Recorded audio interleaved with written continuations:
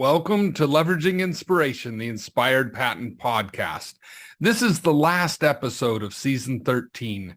Over 13 weeks, I have shared 51 podcasts, and now this is Podcast 52. I will share my story, who I am, and how I became a patent attorney.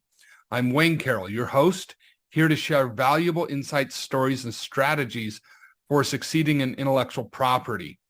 Let's dive into the game of IP and learn how to win. This podcast is not legal advice, but is strictly educational and informational. Listening to this podcast or reading show notes does not establish an attorney-client relationship. So we're going to talk about me, who I am. When I was born, I wasn't breathing. I was underweight and I had to go into the intensive care unit and stay in the hospital for a few days. I was sick a lot as a child, and my health was a challenge, but I still loved outdoors, camping, Boy Scouts. I played soccer, not very well, but I still had fun. I earned my Eagle Scout, and today I still volunteer with the Boy Scouts, now called Scouts BSA. I grew up in Colorado with a large family, 9 siblings, so a total of 10 kids. I was fascinated by machines and how things worked. At 5 years old, my family went to Disneyland.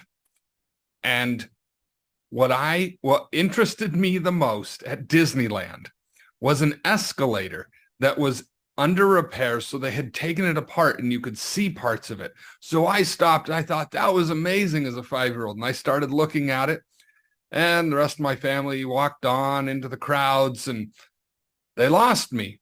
So I was, somebody finally realized I was a lost child. They took me there. There's a children's lost and found, or at least there was many years ago in Disneyland. So if you lose a child, you go to the child lost and found. When I was in school, I was pretty good at math and I enjoyed math. So when I graduated, I went to DeVry University. It has technical programs, and I went into a program for electronics engineering and earned that degree. While I was there, I wanted to do another degree. My grandfather was an inventor. He worked for Bell Labs and he obtained several patents with Bell Labs. My father, he earned an MBA. And so I wanted to follow in their footsteps and earn a degree beyond my bachelor's. But I couldn't figure out what to do. I explored some things before I graduated, but couldn't find anything. So I decided to go into industry. I worked as an engineer. My first career was an engineer in the semiconductor industry, working on these very complex machines that are multi-million-dollar cameras. Take the picture of the microchip, expose it at a microscopic level onto a silicon wafer. A whole bunch of amazing machinery involved. So I was working on those machines, making sure they ran well and fixing them when they were broken. I got to learn a whole lot about a whole bunch of different systems. When I took that job, I was still exploring, what am I going to do? I grew up going to church, usually big family. You expect, that's religious. So yes, I grew up in a religious home. I learned to pray and to get answers. And there were times where I definitely felt strongly that I had received answers to my prayers. So as I was seeking career paths, I was praying as well. And so I thought, well, I'm an engineer, an MBA, there's always management needed with engineering. And so I prayed and prayed and prayed about, should I go get an MBA? And I wasn't getting an answer. And I finally, in one of my times of prayer, got a clear answer. The answer was, you need to make a choice. So I felt God telling me, I need to make a choice. I need to put my foot on the path and actually take action, and continue to pray. And if it's right, he'll let me know. If it's not right, he'll let me know. Well, I did that. I said, I'm going to go get an MBA. I started researching schools. Okay, what school do I want to? What do I need to get in? What do I need to do? And started taking the steps, expecting I was going to do this. And it did not make sense. with my technical undergrad, the programs were going to require me to go back to school for a year or more full time to be able to get into an MBA program. And that definitely felt like going backwards, which I didn't want to do. So I got my answer was no after I actually worked on it. And shortly after that, I was introduced by a friend to a patent attorney. And I loved that idea. I wanted to be, an inventor. My grandpa was an inventor. I loved the idea of working with inventors and helping them. And so I started pursuing that, and that felt right.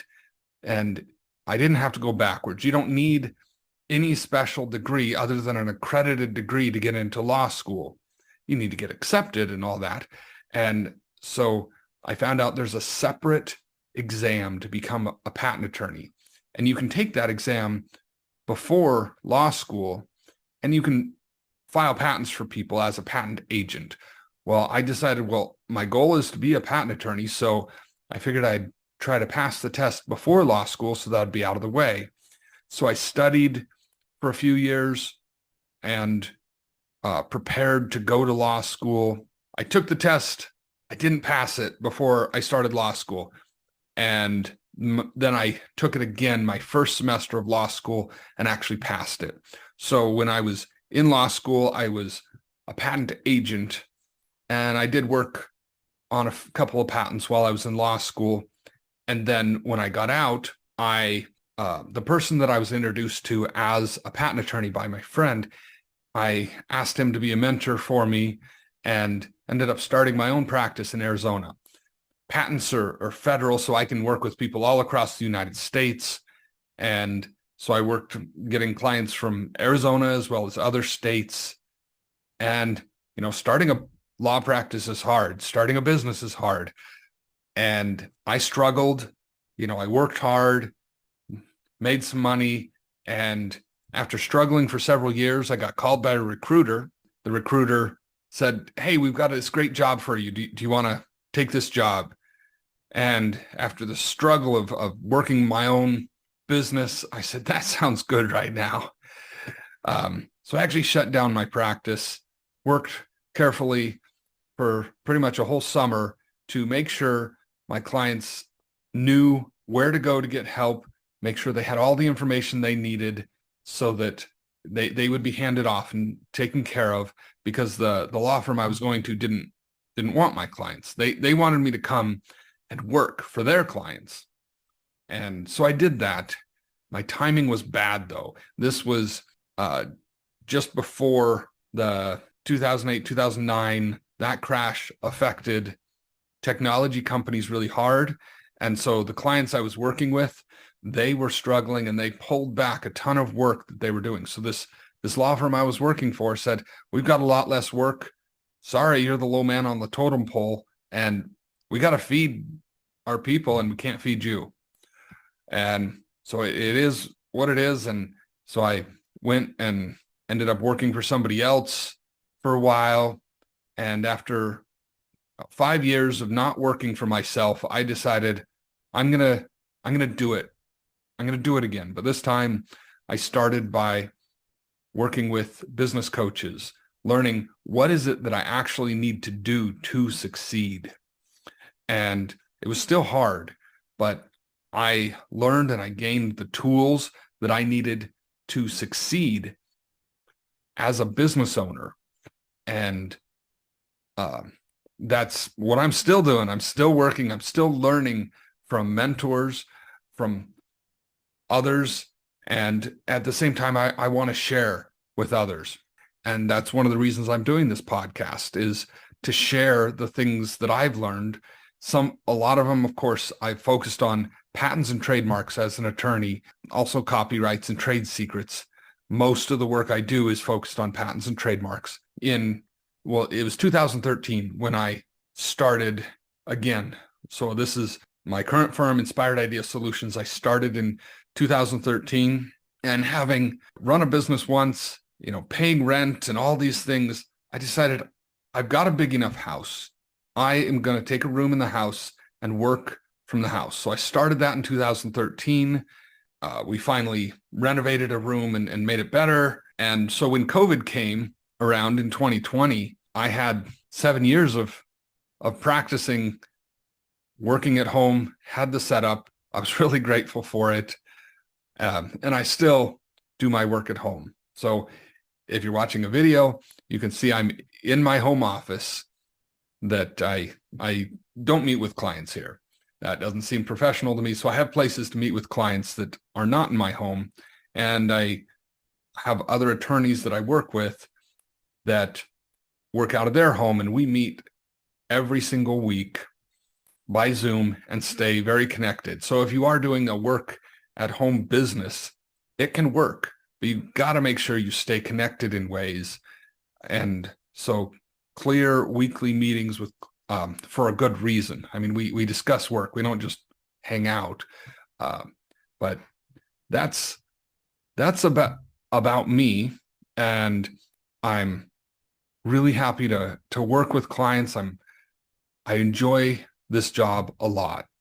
I enjoy working with inventors and helping them achieve their dreams, helping them overcome the hurdles and the barriers that are in their way to achieve what they need to build a business, to make it so that it can grow, they can help other people. I named my business Inspired Idea Solutions because I believe that when we get great ideas, they're from a higher power, that they're inspired. And so how do you handle those? What do you do with them? I'm here to help you decide what to do with them. And sometimes it's just go for it and don't worry about all the IP, because that's where you're at in business. A lot of times, let's protect that.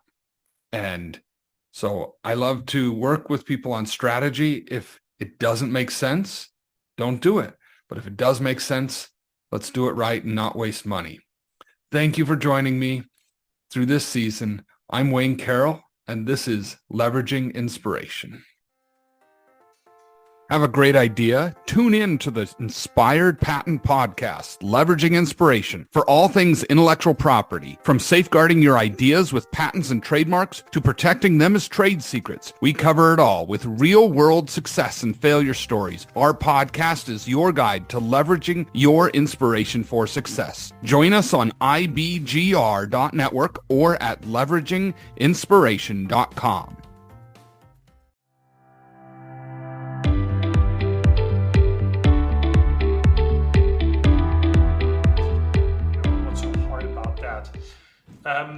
And we got excited about Instagram